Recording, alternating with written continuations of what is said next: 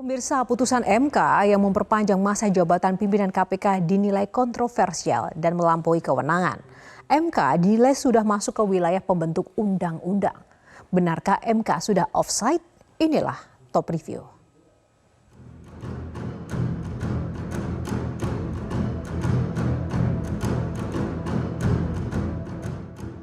Kabar mengejutkan datang dari Gedung Mahkamah Konstitusi di Jalan Medan Merdeka Barat nomor 6 Jakarta Pusat. Mahkamah Konstitusi atau MK memutuskan mengubah periode kepemimpinan KPK dari 4 tahun menjadi 5 tahun untuk menguatkan kedudukan pimpinan KPK.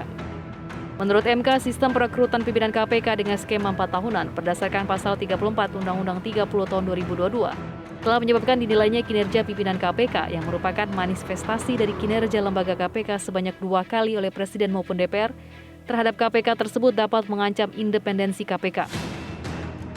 Gugatan masa jabatan pimpinan KPK dilayangkan langsung oleh Wakil Ketua KPK Nurul Gufron terhadap Undang-Undang Nomor 30 Tahun 2002 tentang Komisi Pemberantasan Tindak Pidana Korupsi.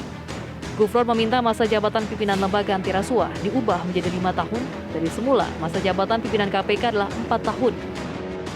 Permintaan tersebut tertuang dalam judicial review permohonan uji materi yang dilayangkan ke Mahkamah Konstitusi pada akhir 2022. MK akhirnya mengabulkan uji materi yang dilayangkan Wakil Ketua KPK Nurul Gufron. Dalam salah satu pertimbangan MK, perbedaan masa jabatan pimpinan KPK dengan lembaga independen lain dianggap telah mencederai rasa keadilan. Alasannya karena telah memperlakukan beda terhadap hal yang seharusnya berlaku sama. Perbedaan ini dinilai bertentangan dengan pasal 28D ayat 1 Undang-Undang Dasar 1945. Oleh karena itu, sesuai pasal 24 ayat 1 Undang-Undang Dasar 1945 dan menurut penalaran yang wajar, MK menganggap ketentuan yang mengatur masa jabatan pimpinan KPK seharusnya disamakan dengan ketentuan yang mengatur hal yang sama pada lembaga negara constitutional importance yang bersifat independen, yaitu 5 tahun. Dalam putusan ini terdapat 4 hakim konstitusi yang menyatakan dissenting opinion atau pendapat berbeda. Mereka yakni Soehartoyo, Wahidudin Adam, Saldi Isra, dan Eni Nurbaningsih. Pada intinya, keempat hakim konstitusi ini menganggap masa jabatan tidak berkaitan dengan rasa keadilan. Sebaliknya, hal ini harus dilihat dari kelembagaan terkait pembentukannya. Sementara itu, Wakil Ketua KPK Nurul Gufron menyampaikan terima kasih kepada Hakim Mahkamah Konstitusi yang mengabulkan permohonannya terkait masa jabatan pimpinan KPK menjadi 5 tahun. Jumlah anggota DPR memberi tanggapan atas putusan MK tersebut. Ketua Komisi 3 DPR Bambang Wuryanto mengaku tak tahu argumentasi MK memutuskan hal tersebut.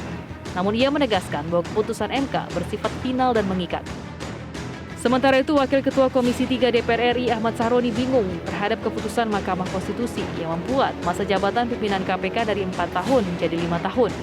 Alasannya, parlemenlah yang membuat undang-undang KPK, namun masa jabatan pimpinan KPK diubah MK. Putusan MK terkait masa jabatan pimpinan KPK dinilai mantan Ketua KPK Abraham Samad sebagai hal yang aneh. Jadi sebagai pimpinan KPK dan mungkin juga hampir sebagian besar orang ini kembali menduga-duga dengan adanya putusan dari Mahkamah Konstitusi yang mengabulkan gugatan saudara Nurul Gufron. Ini dianggap ada sesuatu yang mungkin dianggap aneh. Kenapa dikatakan aneh? Karena kita lihat bahwa gugatan yang diajukan Nurul Gufron itu sebenarnya bukan berkaitan untuk memperkuat kelembagaan KPK atau memperkuat pemberantasan korupsi, tapi lebih kepada kepentingan pragmatis Nurul Gufron. Oleh karena itu boleh dikategorikan bahwa gugatan saudara Nurul Gufron itu mengandung konflik of interest. Oleh karena dia mengandung konflik of interest, maka idealnya hakim MK itu tidak mengabulkan. Sebenarnya itu intinya. Tapi kita heran kok hakim MK tiba-tiba mengabulkan.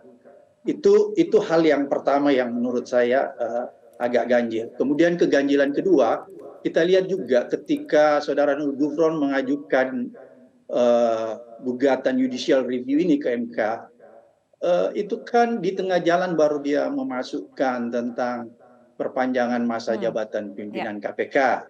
Jadi dari awalnya dia tidak memasukkan.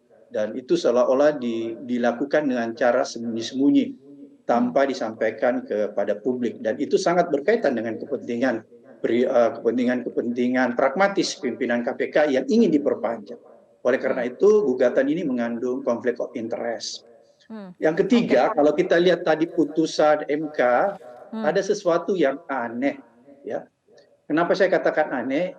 Seharusnya menurut saya, kalaupun putusan itu diterima, maka ini baru bisa diberlakukan ke depan, bukan tahun ini atau bukan kepengurusan ini. Artinya apa?